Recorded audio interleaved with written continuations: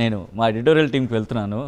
I have some questions. Yes please continue. Madhuri గారు, మీరు ఒక ఇంటర్వ్యూలో శ్రీనివాస్ గారితో మీది లవ్ ఎట్ ఫస్ట్ సైట్ అని చెప్పారు. మరొక ఇంటర్వ్యూలో ఆయన వైఫ్తో విభేదాలు వచ్చిన తర్వాత మీరు ప్రేమించానని చెప్పారు. అసలు ఏది నిజం? లవ్ ఎట్ ఫస్ట్ సైడ్ అంటే అతను చూడగానే ఇష్టపడ్డాను ఒక వ్యక్తిగా. ప్రేమ అంటే ఏ విధమైన ప్రేమైనా ఉండొచ్చు. పాప మీద ఒక ప్రేమ, తండ్రి మీద ఒక ప్రేమ, తల్లి మీద ఒక ప్రేమ, ఫ్రెండ్ మీద ఒక ప్రేమ. ప్రేమ చాలా రకాలుగా ఉంటుంది. ఆ లవ్ ఎట్ ఫస్ట్ సైడ్ లో చూపించేది వేరే ప్రేమ, అంటే మంచి వ్యక్తి అని అనిపించింది. ఓకే అని లవ్ ఎట్ ఫస్ట్ సైట్ గురించి మీరు అడిగారు కదా. ఓకే, శ్రీనివాస్ గారిని చూసినప్పుడు love at first sight, yes నాకు లవ్ శ్రీనివాస్ గారి మీద కలిగింది. శ్రీనివాస్ గారిని చూడగానే ఆ రోజు ఆస్పెక్ట్ ఏంటి? ఆ రోజు ఆస్పెక్ట్ ఏంటి నేను ఉమెన్స్ డే సెలబ్రేట్ చేశాను అనమాట మా నియోజకవర్గంలో. ఒక 2000 మెంబర్స్ లేడీస్. దానికి చీఫ్ గెస్ట్ గా శ్రీనివాస్ గారిని పిలవడానికి నేను శ్రీనివాస్ గారి దగ్గరికి వెళ్ళాను ఫస్ట్ టైం. సో అప్పుడు శ్రీనివాస్ గారిని చూశాను. చూడగానే అనుకున్నాను చాలా, అంటే తను మాట్లాడే ఇది, మమ్మల్ని రిసీవ్ చేసుకునే అన్ని చూడగానే ఒక నైస్ పర్సన్. అలా ఏమో అనుకోలేదు, అంటే ఒక ప్రేమ భావన కలిగింది తన మీద. ఓకే, ఆ పువ్వు అలా ఆయనకి ఇవ్వాలని చెప్పి ఎప్పుడు కన్ఫర్మేషన్ వచ్చింది మీకు?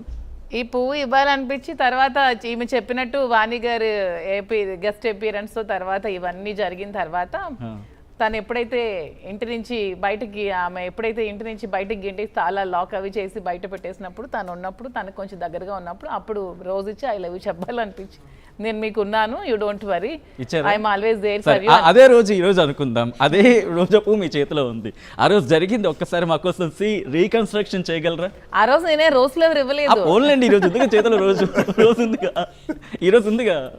ఆ రోజు తను అలా వచ్చేసినప్పుడు, అరే ఇంతమంది అదే రీకన్స్ట్రక్షన్. ఆయన ఎలాగా ఇప్పుడు యాక్షన్ లోకి దిగుతున్నారు కాబట్టి, సో ఆ రోజు సీన్ రీకన్స్ట్రక్షన్. మాధురి ఏమన్నారు, శ్రీనివాస్ గారి సిచ్యువేషన్ ఏంటి ఆ రోజు ఒకసారి? రాజా, యూ డోంట్ వరీ, నేను మీకోసం ఉంటాను.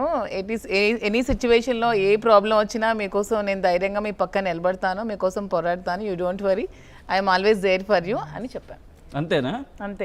ఏమి ఇవ్వలేదా? ఏమి ఇవ్వలేదు. ఓకే, సో మీ రియాక్షన్ ఏంటండి? ఇంత కామ్గానే ఉన్నారా ఆ రోజు? లేదు, నేను చెప్పింది ఏంటంటే, చూడు నా జీవితం అసలు చాలా ఇబ్బందులతో కూడుకున్నది.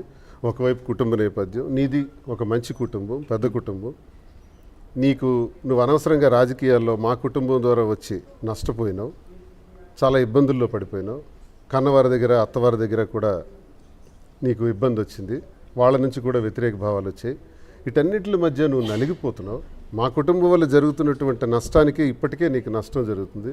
మళ్ళీ నువ్వు నాతో ఉంటాను, నేను భరోసాగా ఉంటావు అన్నటువంటి మాట వినటానికి బాగానే ఉంది, కానీ ఇంకా రాబోయే ఇబ్బందులు చాలా ఎక్కువ ఉంటాయి.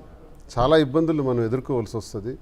నీకు అది వయసు చూస్తే నువ్వు చాలా చిన్న అమ్మాయివే, ఇంత చిన్న వయసులో నువ్వు అంత పెద్ద డెసిషన్ తీసుకుంటే ఇబ్బందులు కదా నేను అన్నాను. ఒకసారి ఆలోచించుకోన్నాను. లేదు, మీరు మంచి వ్యక్తి కాబట్టి మీకు జరిగినటువంటి నష్టాన్ని మీరు ఎమ్మెల్యే అవ్వాలి అన్నది కష్టపడి పనిచేయాలని నేను అనుకున్నాను. మీ కుటుంబం ద్వారా రాజకీయాల్లోకి వస్తూ మేము ఇబ్బందులు పడినప్పటికి కూడా, నన్ను అర్థం చేసుకోలేకపోయినప్పటికి కూడా, నా జీవితం నాశనం అయింది వాణి వల్ల, మీ జీవితం రోడ్డు మీద ఉంది వాణి వల్ల. కాబట్టి ఈ స్థితిలో నేను పోవాలంటే పోవచ్చు, మీతో మాట్లాడవలసిన అవసరం కూడా నాకు లేదు.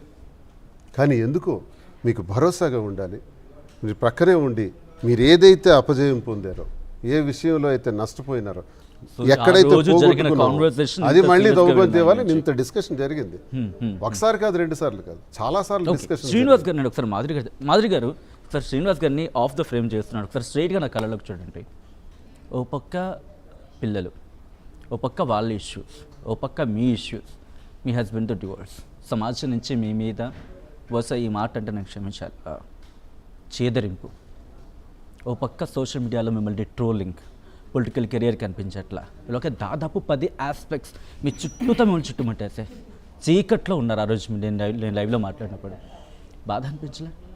ఎందుకు ఈ లైఫ్ అనిపించింది? ఎందుకు ఈ లైఫ్ అలా ఏం అనిపించలేదు, ఎందుకంటే ఇది నా జీవితం, నాకు నచ్చినట్టు నేను బ్రతకడానికి భగవంతుడు నాకు ఇచ్చిన జీవితం.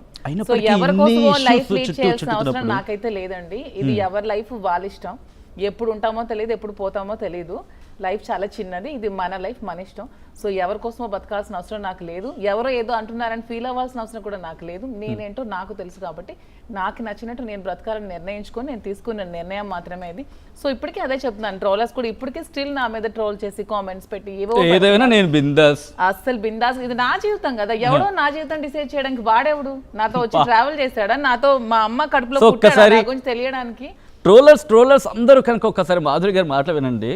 సీరియస్లీ ఎవరికి, నాకనే కదా, ఎవరికి ఏ అమ్మాయికి ట్రోల్ చేసినా సరే ఒకటే సమాధానం చెప్తాను, మీరెవరండి మా లైఫ్ ని డిసైడ్ చేయడానికి? మీరెవరు? నా లైఫ్ నా ఇష్టం కదా, ఇది నా నచ్చిన. నా వల్ల ఎవరికైనా ఇబ్బంది ఉందా? నా వల్ల ఎవరిని కన్నీళ్ళు పడుతున్నారా? నా వల్ల ఇబ్బంది పడుతున్నారా? వాళ్ళు వచ్చి నన్ను అంటే నేను ఫేస్